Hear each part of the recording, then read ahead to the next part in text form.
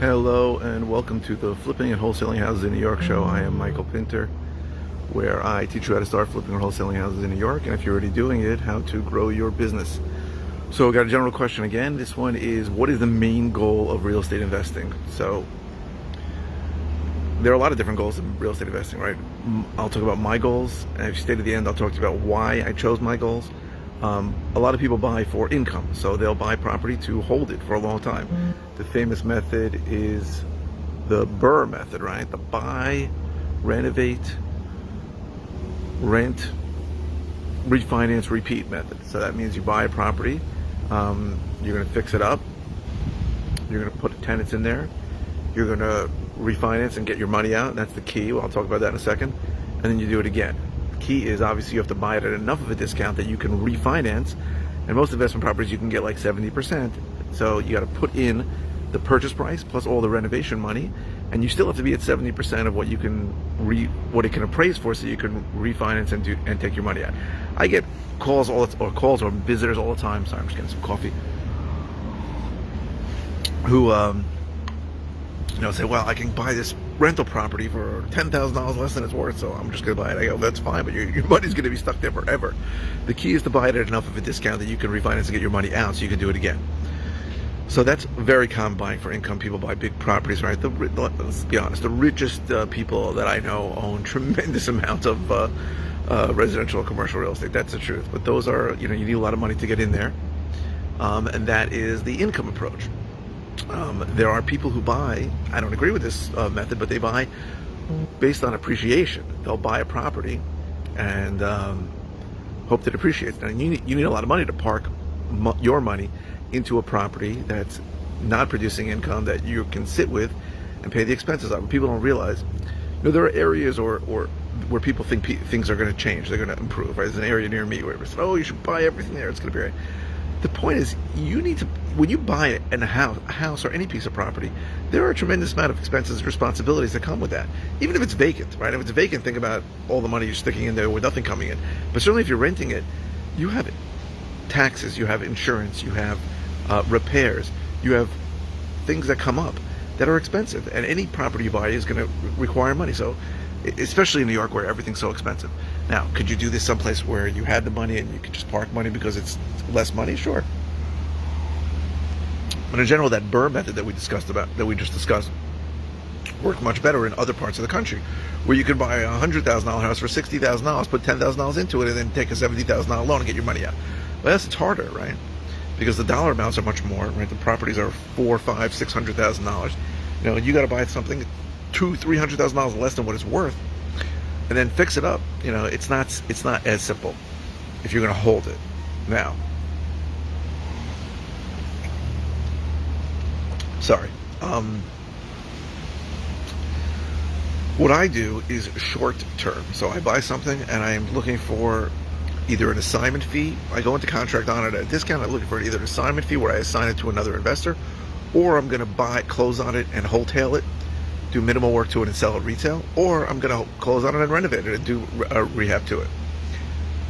For me, I want to be out of things as quickly as possible. Now, why do I choose to do that as opposed to longer term?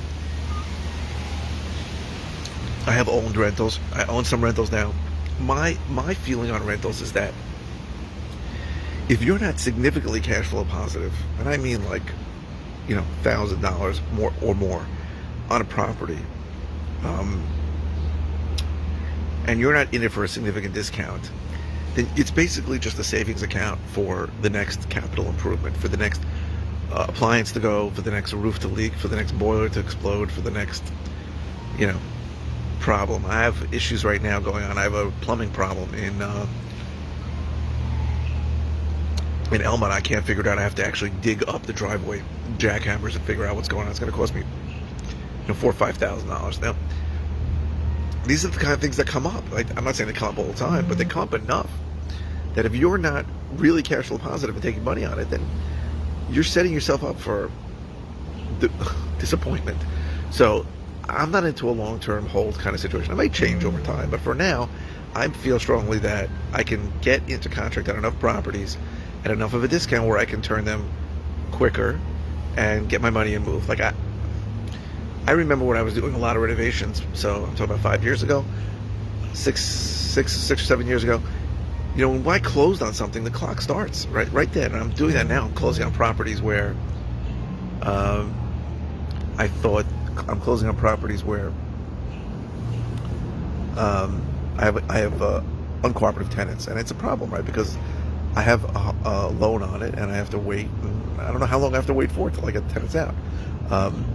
So, right, because there's an eviction moratorium still going on as at the time of recording this. Hopefully, it'll be over by the time you're watching this. But I don't like the fact that I basically have to look every day and say how many properties do I own, and when it snows, how many properties do I have to clear, and when spring comes, how many properties do I got to cut the grass. I really prefer the wholesaling model. I can't wholesale every property, but if I could, I probably would. I'd wholesale these properties because I don't want to own anything, right? There's a great guy out of Kansas City, Jason Lewis. Right now, not Jason Lewis. Great guy out of Kansas City who doesn't own anything, right? And he could own things and make more money, but he just doesn't want to own it. I'm not saying I agree with him on all everything, decisions he makes, but I understand it. I understand knowing that I don't own anything is a great feeling. Great feeling, right? When it snows, you don't care. When the grass grows, you don't care either. So that's why I choose it. I'm not saying I'm maxed out on everything I could. I definitely could make more money on the properties if I kept them and did the renovation myself. The part of the business that I don't like, and this is something, if you're watching this and you're new, you got to figure out if you like it or not.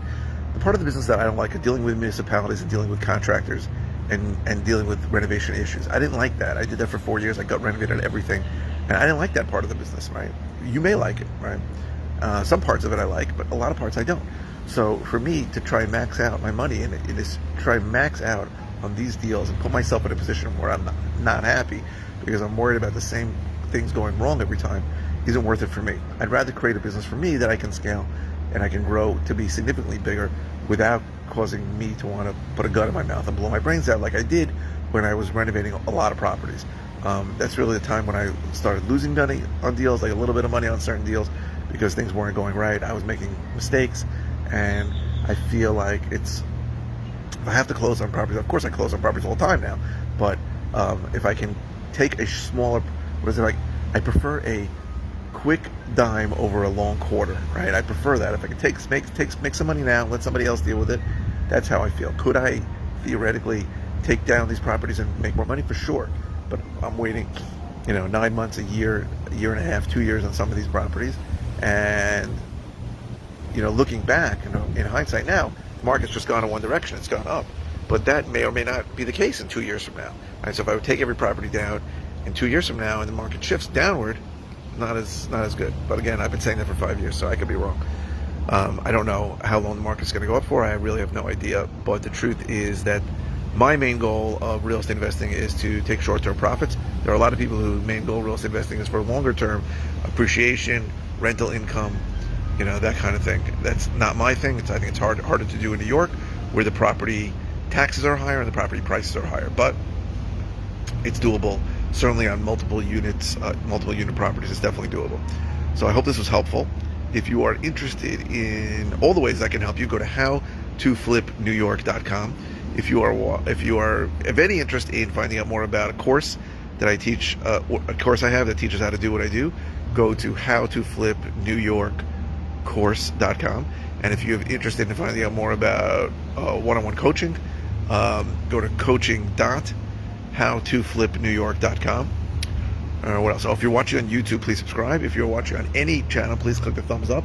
Thumbs up, the likes really help my SEO, my search engine optimization. A lot more people have been seeing my videos lately. And please keep the comments coming. All comments are welcomed. If it's a simple comment, I will just reply with an answer. If it's a topic I've covered in depth, I'll send you a link to a video or videos. If it's something new, I'll do a new video on it. And I try to go live 5 times a week. I don't always know what to say. The comments really give me topics to talk about, so I really appreciate the comments. So don't be embarrassed. There are no bad comments, no bad questions. If you're embarrassed to post a comment, my phone number should be below here. You can call my office and leave a message. Let me know what the question is. I'm happy to help you in any way that I can. I really, really appreciate you watching. Thank you very, very much.